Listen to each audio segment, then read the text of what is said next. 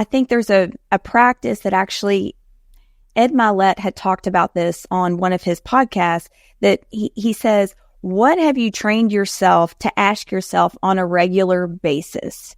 Right. And so what is your self-talk? What are you asking yourself? Because that, believe it or not, that's tied to your perspective, right? Hey, what questions? Okay, this is out of my control.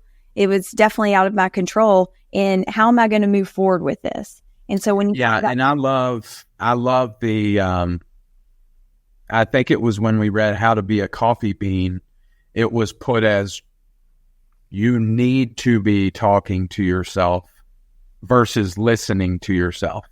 And I think there's a very dramatic, like you listen to yourself for a minute while you're sitting there in that conference and you get your notification that says, hello, your flight is gone.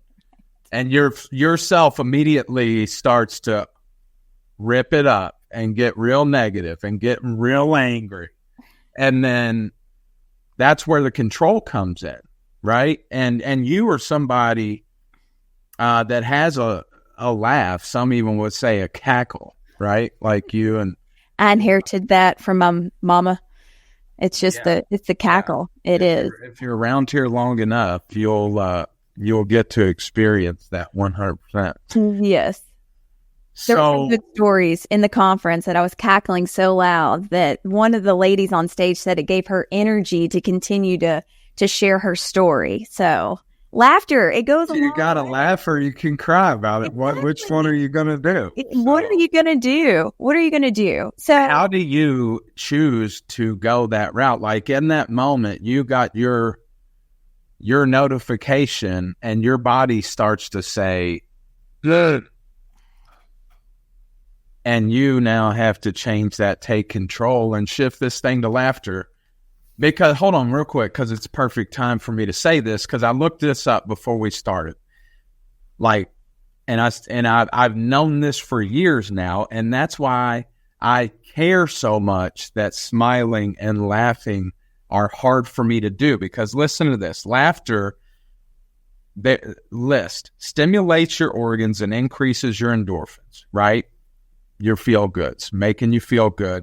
We're relieving our stress, lowering our blood pressure, all with laughter. Muscle tension and relaxation all take place from laughter. Long-term gains, you will improve your immune system. So you will not be as sick. You will not be as laid up. Your body will produce natural painkillers. You will have less pain in your life from more laughter and cackling. And this is the biggest one. This is the biggest one, and I think this is what we're talking about today, because this is a global pandemic.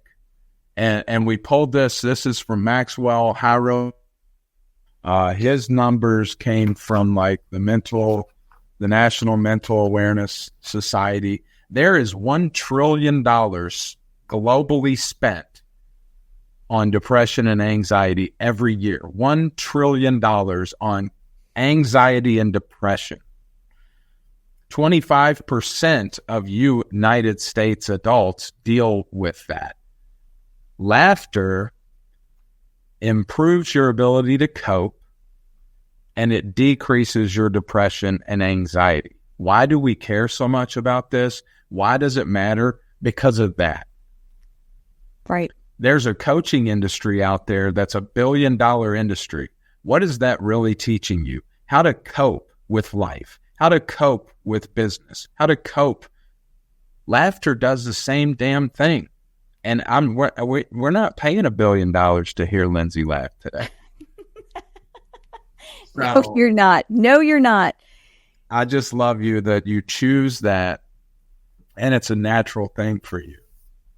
It is very natural, because at the end of the day, could I cry? Sure. Is crying going to solve anything? No. Is there any crying in baseball? No, there's not. Right? There's no crying in baseball. Someone told me that a long time ago, but you got into this business, I think. Correct. Glenn did. He told me that.